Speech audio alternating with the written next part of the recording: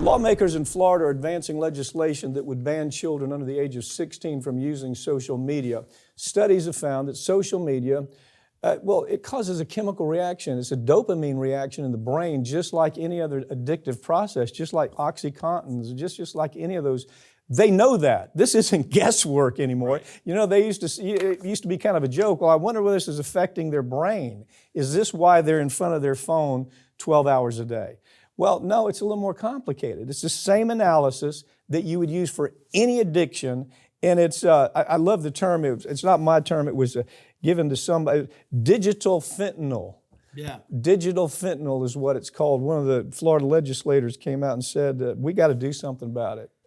You know, it's really interesting to me because when I first saw this story, I thought, okay, this is kind of ridiculous. This is overstepping. There's no way they're going to ban social media for people under 16. But when you actually read it and you actually look at the science behind it and you look at the studies that have been done, this might be the first time we've ever talked about legislation in Florida where we're like, you know what? This is actually a smart idea.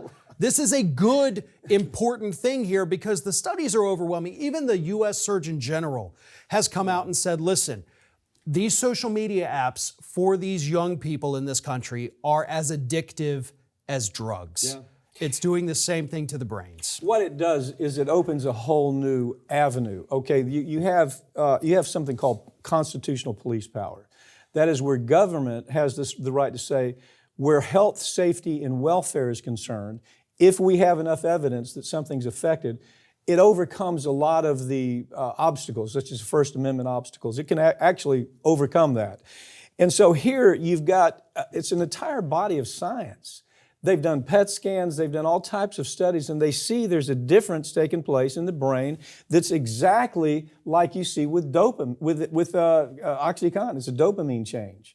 And so this isn't guesswork.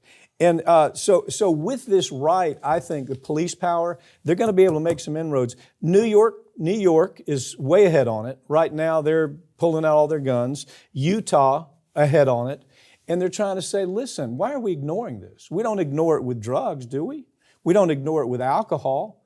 We say, yeah, these are items that affect the addiction problem for children. So we're not going to allow you to drink until you're 18 years old. Right. So that's the same analysis here. I think this, I'm like you, most of the stuff comes out of Florida these days, the legislature, just a bunch of, boneheads, man. Right.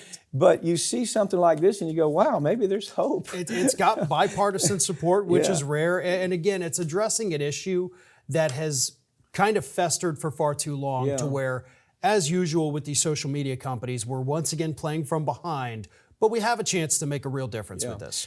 New York is really jumping into this with both feet. And I think we're behind Utah, but this could happen here. It absolutely could happen.